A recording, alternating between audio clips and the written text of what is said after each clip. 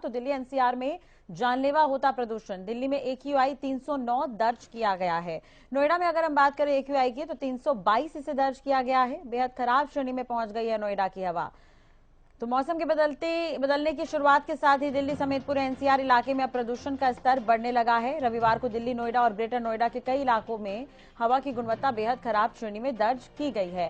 साथ ही विभाग ने पूर्वानुमान जारी करते हुए बताया कि आने वाले दिनों में प्रदूषण और भी बढ़ सकता है। तो दिल्ली एनसीआर में जानलेवा होता प्रदूषण AQI 309 दर्ज किया गया है। दिल्ली में आने वाले दिनों में और भी परेशानी हो सकती है। नोएडा में एयर क्वालिटी इंडेक्स जो है 322 के लगभग दर्ज किया गया है। तो मौसम का मिजाज भी बदल रहा है और प्रदूषण भी लगातार बढ़ता जा रहा है। तो दिल्ली एनसीआर में अगर हम बात करें एयर क्वालिटी इंडेक्स की तो 309 के लगभग दर्ज किया गया है। नोएडा में इसे 322 के लगभग दर्ज किया गया है। बेहद खराब श्रेणी में पहुंची नोएडा की हवा।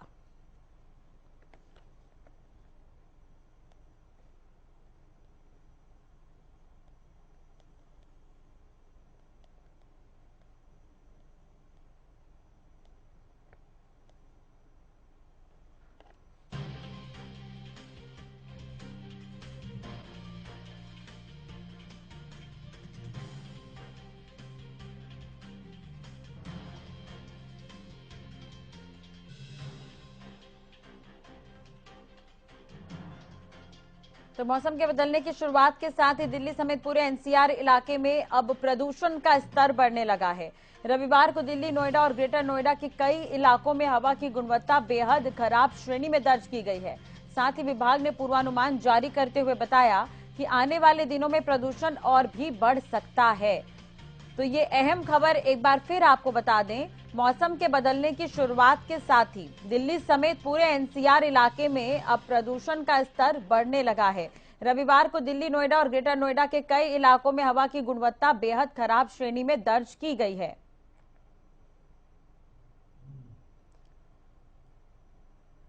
फरीदाबाद ब्यूरो चीफ राजेंद्र दहिया हमारे साथ जुड़ गए हैं इसी खबर पर। राजेंद्र, पूरी जानकारी आपसे चाहेंगे कि एयर क्वालिटी इंडेक्स में लगातार बदलाव देखने को मिल रहे हैं। दिल्ली एनसीआर की अगर हम बात करें, नोएडा की अगर हम बात करें तो यहां पर हालात और भी बिगड़ सकते हैं। शुरुआत में इसे 309 और 322 के लगभग दर्ज किया गया है। फरीदाबाद में क्या कुछ देख पा रहे हैं आप? राजश्री, बिल्कुल मैं आपको बता दूं, जिस तरीके से वायु की गुणवत्ता जैसे लगातार खराब हो रही है तो कहीं ना कहीं यहाँ भी AQI जो लेवल है वो लगातार बढ़ रहा है। एयर क्वालिटी इंडेक्स है जो आज भी 360 के पार है। तो कहीं ना कहीं जिस तरीके से वायु गुणवत्ता खराब हो रही है तो उसके कारण जो श्वास के मरीज हैं, हाँ। सबसे ज्यादा परेशानी उनके लिए खड़ी हो गई है। और इसके अलावा जो बच्चे हैं छोटे, उनको भी काफी दिक्कतों का सामना करना पड़ रहा है क्योंकि सांस लेने में काफी परेशानी उनको होती है। और बात करें जिस तरीके से लगातार जो ग्रेप के नियम है उसके दूसरे चरण के नियम जो अब लागू कर दिए गए हैं, इसमें चाहे कोयले की भट्टी हो या फिर निर्माण सामग्री हो, उन तमाम चीजों को पर ढक कर रखा जाएगा। लेकिन उसके बावजूद भी ऐसे आदेशों की धज्जियां यहाँ पर उड़ती हुई आपको दिखाई दे जाएंगी। पहले मैं आपको यहाँ का हाल दिखा देता हूँ।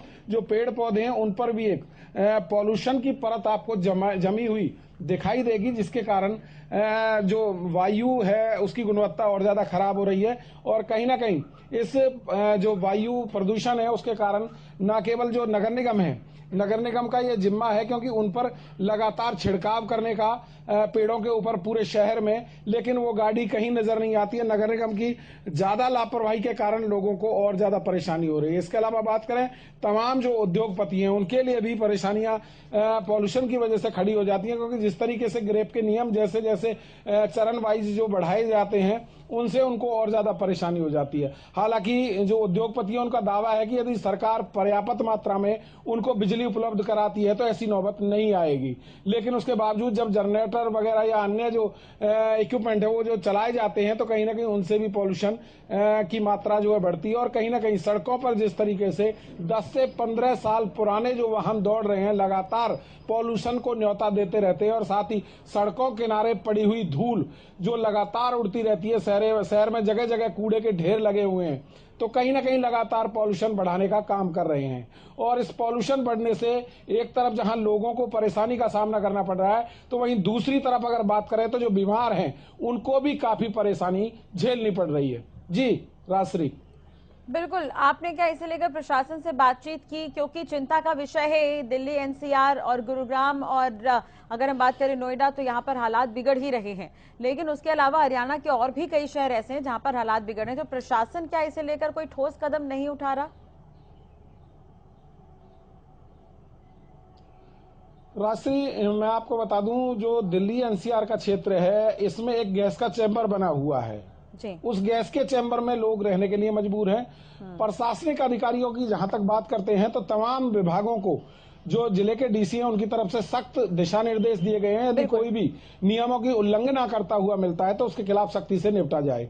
लेकिन उसके बावजूद जो निचले स्तर के अधिकारी हैं वो कोई काम करके राजी नहीं है, और साफ तौर पर उसी का नतीजा है कि लगातार इन दिनों में पॉल्यूशन की मात्रा वातावरण में फैल जाती है, जिसके कारण जहरीली जो वायु बन जाती है और लोगों को बीमारी का बढ़ने का खतरा भी जो है बढ़ जाता है। और साथ ही बात करें अस्पतालों में भी मरीजों की लंबी कतारें इसी वजह से बढ़ती हैं, क्योंकि पॉल्यूशन युक्त जो वायु है वो जब फेफड़ों में जाती है तो तमाम तरह की बीमारियां उनके लिए पैदा हो जाती हैं। जी राजश्री। चलिए, बहुत बहुत शुक्रिया तमाम जानकारी और बातचीत के लिए। लाजपत संवाददाता हमारे साथ जुड़े हुए हैं। लाजपत, अगर हम सोनीपत के हालात जानने की कोशिश करें तो क्या वहां पर भी एयर क्वालिटी इंडेक्स में फर्क पड़ा है, क्योंकि बड़े शहरों में काफी फर्क देखने को मिल रहा है? जी बिल्कुल, देखिए राजश्री, आपको बता दें दिल्ली एनसीआर के जुड़ा हुआ जो सोनीपत है वो पॉल्यूशन से काफी प्रकोप है।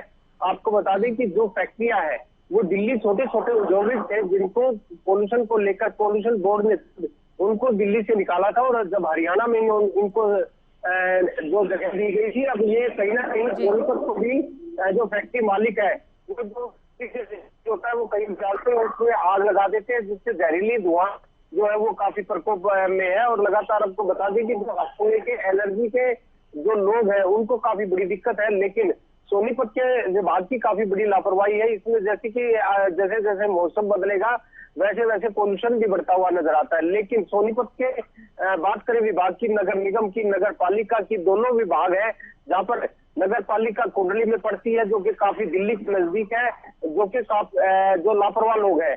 और आपको बता दें सोनीपत का जो विभाग है जहाँ पर नगर निगम पड़ती है, जहाँ पर काफी लापरवाही है, जहाँ भी खुला ग्राउंड मिलता है वहां पर अपनी फैक्ट्री का वेस्टेज निकालते हैं और आग लगा देते हैं, जिससे काफी बड़ी दिक्कत रहती है। अब जैसे जैसे मौसम बदलेगा धुंध भी पड़ेगी और पोल्यूशन भी होगा, जहाँ जो घटना भी होंगी जिसमें कहीं ना कहीं अगर माना जाए तो सरकारी कर्मचारी जो है जिम्मेवार है, जो पोल्यूशन विभाग है उसकी जिम्मेवारी बनती है कि समय रहते इनको गाइड किया जाए, फैक्ट्री मालिकों को समझाया जाए, अन्यथा काफी बड़ा नुकसान होता हुआ नजर आ रहा है। अब मौसम इतना खतरनाक है, सोनीपत का बात करें तो जहरीली जो धुआं है, जैसे अभी भी मैं आपको बता दूं कि गले में कहीं ना कहीं खराश हो रही है, खुद को भी खांसी जो है लगातार वो रहती है।